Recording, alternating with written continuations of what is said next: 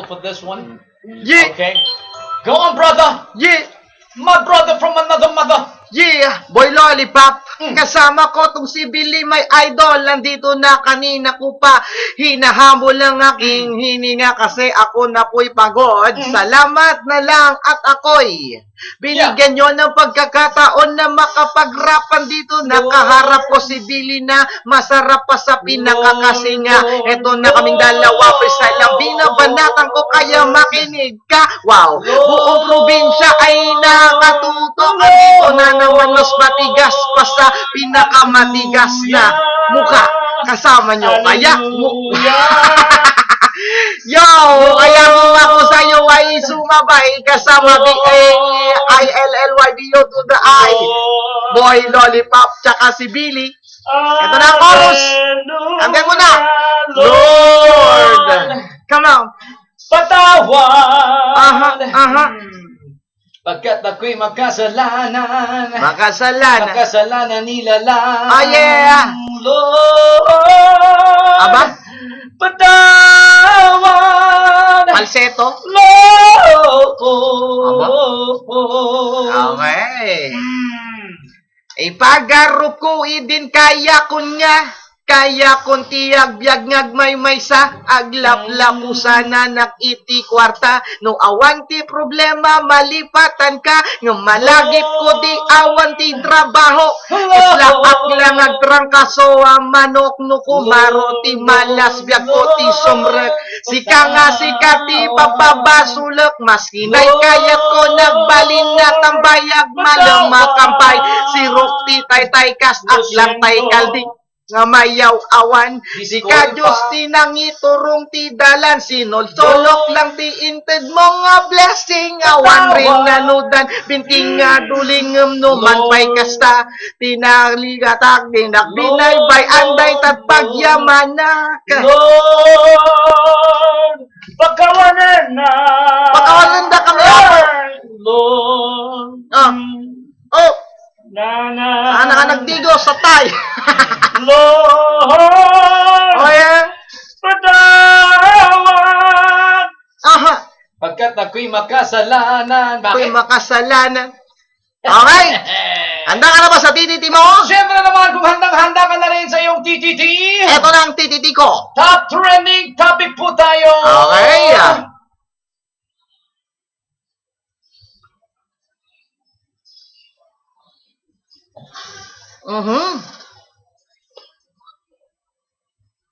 Ayan, Manubili.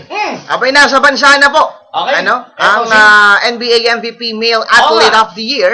Talagang Si LeBron trending James. to, ano? Diba? So, Trending. kahapon po, Kaya nakanotin na pa ng buhay ang namawang ticket na. Anong tayo babangan ng sabali? Kakaingas na kano ni Lebron. Okay. So, kahapon po, dumating sa Pilipinas si James para sa kanyang Witness History Tour.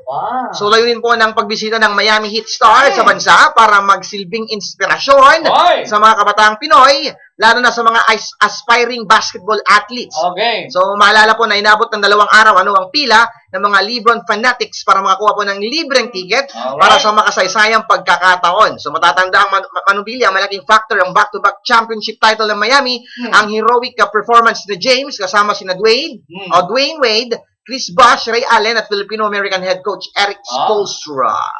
Wow. Pinagmamalaki daw niya yung kanyang Miami jersey. Aba, meron siyang Miami? Miami jersey. Meron ka daw ba nun? Ako? Oo. Wala, hanggang San Francisco lang ako. Meron ako, James. Okay. Next issue. Next issue. Topic. Next topic. Ayan. Trending na trending. Aba, trending to, Manubilla. Lebron. Aba, isinugod po kahapon, ano? Sa Philippine Heart Center, si dating First Lady at Ilocos Norte, Representative Imelda Marcos, matapos ang pagkakadulas dito. Allah. Aba, kahapon ng umaga. Naging trending to. Naging trending to, Ayon po sa aking source, abay bagamat maayos naman ang kalagayan ni Marcos, minabuti ng staff itong patingnan na lamang siya sa paggamutan upang mapasuri. Bakit ang nadulas? Una rito, hindi ko man maganda ang pakiramdam ng kongresista bago pa man nagsimula ang sesyon kahapon. So, aksidenteng nadulas sa hagdan ng kamera Buti Oo, hindi kahapon tumama- ng umaga, Oo. ang mambabatas. Buti hindi na, Ah. di tumama yung ulo niya sa... Hindi naman, buti nga. Matitigas na bagay. Oh, so 84 years old na pala si Ginang Okay. Marcos, ha? Oo. At ayun nga, medyo okay na raw ang karamdaman 84. niya. Okay. Konting ingat na. 10 years. 10 years ang gap nila, yung age gap nila, or more than 10 years ni former Senate President Aba? Enrile. Alam mo rin yung Ah. edad ni Enrile? Siyempre naman, Juan Ponce yan eh. Juan Oo, Ponce? Oo. Iba kasi yung Okay. kilala ko eh. Sino? Si Juan Corsing. Juan Corsing. Ay, greet mo Okay. kami dito, Past Forex Manage Changer. Wow. JP Anton, Rochelle, Joel, Goody, Roland, Wawa, Lola Paz, and Lolo Gary. Ang ganda daw ng ating team. Wow, maraming. Maraming salamat ha. Yun ang comment din ng mga tiga, wet market. Kahit dun sa Maraming salamat, ha. Quezon Avenue. Quezon Avenue? Oo, kahit sa Quezon Avenue. Sa vegan. Ganon, bigan, Quezon Avenue. Gumatang kanto ti tinapay, timpla ako juice, kung ano naman. Damagam no dati paggatang ko. Awante gatang ko. Oo. O, eto po, next topic. Next up, trending topic, and what is that, boy? Ito po hinggil sa RH Law. RH Law naman. Wow, oral argument ng RH Law. Itutuloy ngayong araw. Oral argument, hindi rin. Oral to, ha? Oral, talagang debatihan to, debatihan. Oo. Akala ko anal. Ah. Aba, hindi po makakadalo, sa pagpapatuloy ng oral argument, argument. Ngayong araw, sa Reproductive Health Law, si DOH Secretary Enrique Ona. Bakit? Ayon po kay Ona, nasa Taguig o Tandang City siya, kung saan papasinayan niya ang pirmahan ng Memorandum of Agreement para sa adoption ng government-owned Adela Cerati Memorial Hospital. Aba, so si Undersecretary Health Undersecretary Teodoro Herbosa po ang magiging proxy ni Ona. The Dancing King. Hindi, iba yon. Ay, sino pa? Si Tayag yon. Tayag. The Dancing King of DOH. DOH, Gangnam Style. Yung the time na nakipag-meeting tayo with ARD, Aba, Assistant Regional Director ng DOH. Maganda. Nakimasmasan ka, ha? Kung si Apo Tayag, ako naman si Apo Basit. Kung maalala po, unang oral agreement noong July 9. Sumentro po sa taon ng, tanong kung kailan nagsimula. Okay. Nagsisimula ang buhay ng tao. Ito ang sinabi ko na yung mga anti, sinasabi nilang one kind of abortion ng RH Law kasi nga nahadlangan yung mimit ng sperm sa egg, which is ayon sa mga anti-RH law pagkitil ng buhay. Okay? So ngayon, itutuloy po. Okay, ang usapin kung saan nga ba talaga nagsisimula ang buhay ng isang tao. Di ba? Para magkaroon na ng closure itong linaw. Kung ito nga ba isang uri ng abortion at pagkitil ng buhay o hindi. Kailangan naman talagang mapakita ng bawat panig. Dapat lang. Sa ganun, magkaroon ng iisang, tamang landas na duwid. Landas itong RH Law na to. Tagal-tagal na to eh. Okay. So matatandaan nung nakarang linggo, pinalawig po ng Korte Suprema ang status kay Anti-Orderos Cow laban sa Reproductive Health Law. Alright. Okay, so ngayon po itutuloy itong argument na to, oral argument ng RH Law. Sana po magkaroon na ng linaw kung ito nga ba matutuloy na magiging batas o hindi. Okay? Sila di mo pa nagkita ta. Naigsa ka, RH yun, Rodri? Parang kasama ng tingin mo dyan sa katabi mo. Nagulat ako eh. Akala ko kawayan eh. Tipagarap ko ka lang, sunay-sunay na. Okay? Okay. Ito gusto ko lang batiin our friends from the office of Sir Alfred Tega. Aba? And ito nga kasi August 12, gaganapin itong Ganon? La Union, tawag dito, La Union Councilors League. Oh, nga. That's right. And I was invited to Aba? to host the Aba? to be the master MC. Aba? Okay, so Ibang klase ka. Ano naman? Mga kongresista ang i-host mo. Hindi, councilors. Mga councilors. Sa August 12 yun. Okay, so mamaya we'll be tawag dito, discussing things on how to what's all about the program, what's all about the kung ano itong meron dito sa Philippine Council, La Union Councilors League. Gaganapin.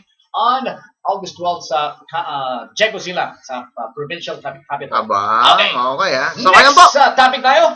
So far, yun lang ano Billy Yun lang. ha. Okay. So maraming salamat po sa mga nakinig. Ako magbabalik mamaya.